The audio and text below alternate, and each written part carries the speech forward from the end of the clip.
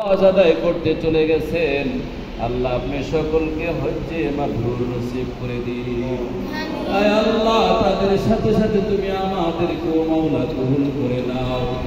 আয় আল্লাহ যারা যায়নি মাওলা তাদেরকে যাওয়ার তৌফিক দাও। আয় আল্লাহ যারা গিয়েছে মাওলা তাদেরকে বারবার যাওয়ার তৌফিক দাও।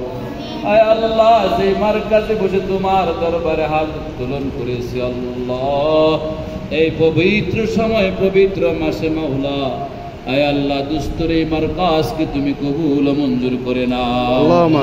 আয় আল্লাহ যাবতীয় জরুরত হাজত তুমি আসমান থেকে ফয়সালা করে দাও। আয় আল্লাহ ইলমিয়াতে বরকত দাও। আয় আল্লাহ আমলে নূর পয়দা করে দাও। আয় আল্লাহ ছাত্র দিয়া ভরপুর করে দাও।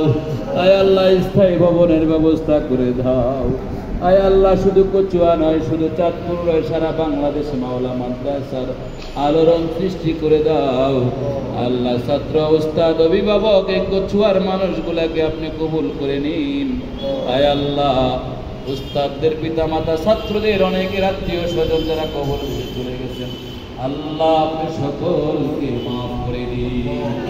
আয় আল্লাহ আমাদের সিরতাজ উস্তাদ মুহতারাম তিনি বাইতুল্লাহর প্রাণে তোমাকে পাওয়ার জন্য আয় আল্লাহ ওয়াফিকহুমান আল্লাহ তোমার বান্দাকে তুমি কবুল করে নাও, সুস্বাস্থ্য নসিব করে দাও। আরো যারা হজ্জে বাইতুল্লাহ ঘুরতেছেন আল্লাহ তাদেরকেও কবুল করে নাও।